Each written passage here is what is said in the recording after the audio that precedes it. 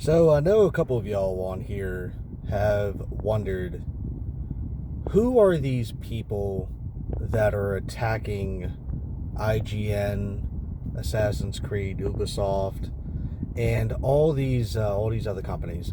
So let's go through some of the facts. So Vera Dark, Grummz, you have Smash JT, you have Manga Lawyer, like all these guys.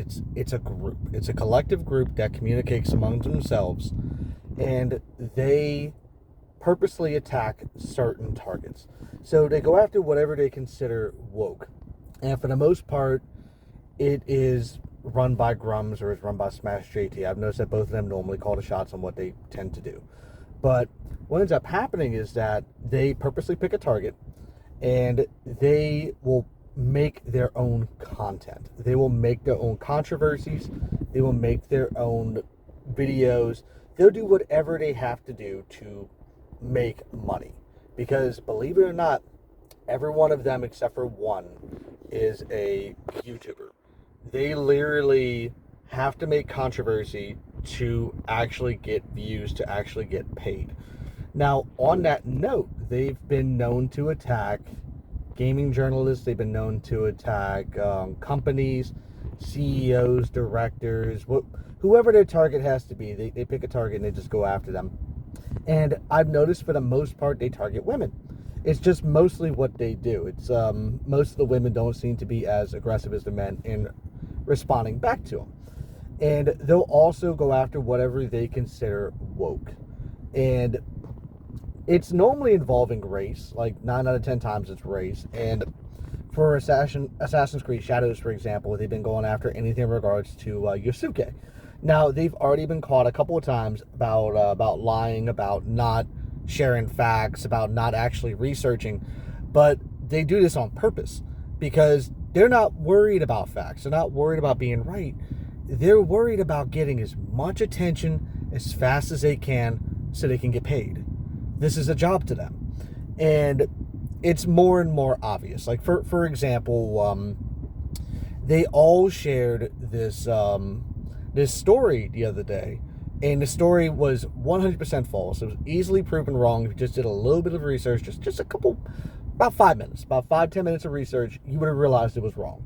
And they ran with it like wildfire. And then come to find out, it was fake. It was completely fake. I went through the thing. Smash JT noticed it was fake. He told everyone on the side, like, hey, we probably shouldn't be doing this. And then everyone caught on. It went viral. And it went from there. Well, that's normally how they do their stories. So Grummz did one yesterday about a flag in Assassin's Creed Shadow that belonged to a Japanese reenactment group that just so happens to participate in Sengoku time period battle reenactments. Now, what happened there was that the group's not sure if they existed, because some books say they did, some books say they came later on, but they think they did, which is why they're allowed to participate. Well, they made their own flag, so the flag's not accurate, but the group is accurate. Now, you wouldn't know this because this is apparently only known to locals, but they know the flag is wrong, but the flag's still on all the historical sites. It's still on all the tourist documents.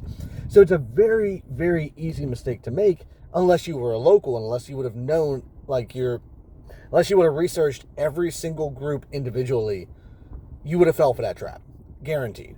And they ran with this like wildfire. And there's a whole YouTube video explaining about how, literally it's from the perspective of someone from Japan, explaining how this came to be. And they could have watched it. They didn't. They made no attempt to research it, and they spread it like wildfire again. So it's interesting because I don't want to call them grifters. They're professionals. They're doing what they can to make money. It is what it is. But they have to go after this because they literally make news. They make their own news so they can have their own controversy. Every single day is a controversy. It's either someone working on a video game, it's some kind of director, it's some kind of random news about a game they don't like. They don't even share video game news. Like, the entire Nintendo Direct was ignored by them. The entire Direct. Even the whole Marvel vs. Capcom, which is a franchise that came back after 20 years of copyright hell. They ignored all that. Instead, they attacked the journalist over her opinion piece in a review over a DLC. It's really interesting to see how this is developing. They are just scam artists. They literally rage farm. And it's really interesting seeing normal people fall for it because I guess they're entertained.